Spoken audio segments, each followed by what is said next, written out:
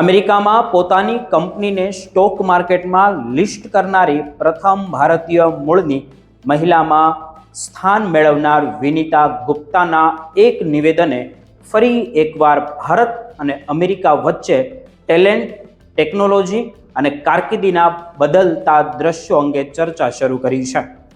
વિનીતા ગુપ્તાએ સ્પષ્ટ શબ્દોમાં એવું કહ્યું છે કે જ્યારે તેઓ વર્ષો પહેલા વિદેશ એટલે કે અમેરિકા ગયા ત્યારે ભારત પરત ફરવું કોઈ પ્રેક્ટિકલ પસંદગી નહોતું, પરંતુ હવે જે પરિસ્થિતિ બદલાઈ ગઈ છે અને ભારતમાં સ્કિલ્ડ એન્જિનિયરો માટે મજબૂત અને આશાસ્પદ તકો ઊભી થઈ રહી છે.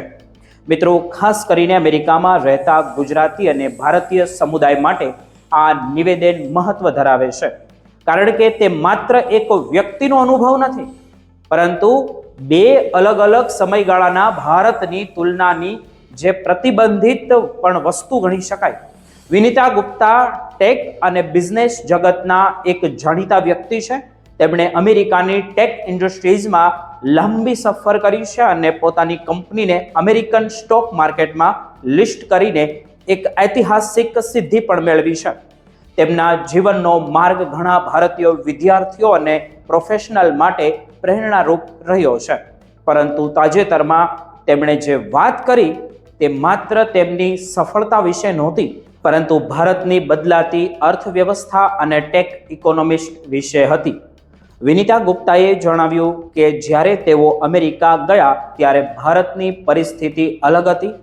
તે સમય દરમિયાન દેશમાં ટેકનોલોજી અને સ્ટાર્ટઅપ ક્ષેત્રે આજે જેટલા મજબૂત નહોતા. અનેક પ્રતિભાશાળી વિદ્યાર્થીઓ અને એન્જિનિયરો માટે વિદેશ જવું વધુ સારું ભવિષ્ય મેળવવાનો માર્ગ માનવામાં આવતો હતો.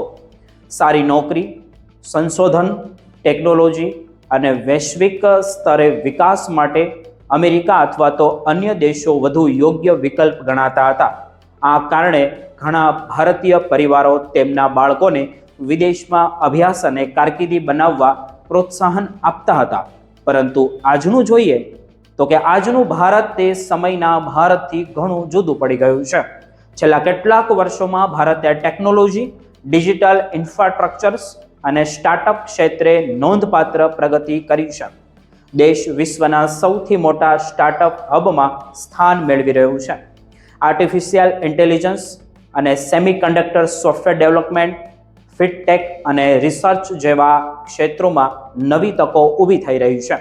અનેક વૈશ્વિક કંપનીઓએ ભારતમાં પોતાના મોટા ટેક સેક્ટર ઊભા કર્યા છે, જેમના કારણે ભારતીય એન્જિનિયરો માટે દેશની અંદર જ આંતરરાષ્ટ્રીય સ્તરની કારકિર્દી શક્ય બની ગઈ છે.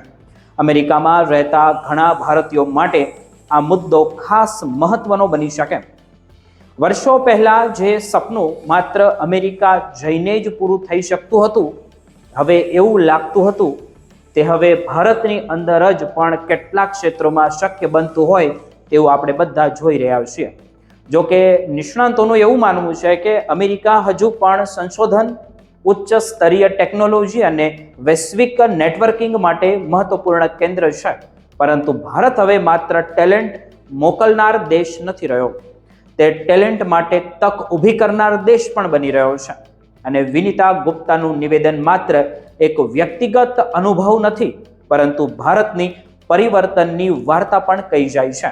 તેમના શબ્દો દર્શાવે છે કે સમય સાથે દેશની ક્ષમતાઓ અને તકો કેવી રીતે બદલાઈ શકે. આજે ભારતીય યુવાનો માટે દુનિયા વધુ ખુલ્લી છે અને તેમના માટે માત્ર એક દેશ નહીં પરંતુ અનેક વિકલ્પો ઉપલબ્ધ થયા છે. હવે પ્રશ્ન માત્ર વિદેશ જવાનો નથી, પરંતુ યોગ્ય તક ક્યાં છે તેનો છે.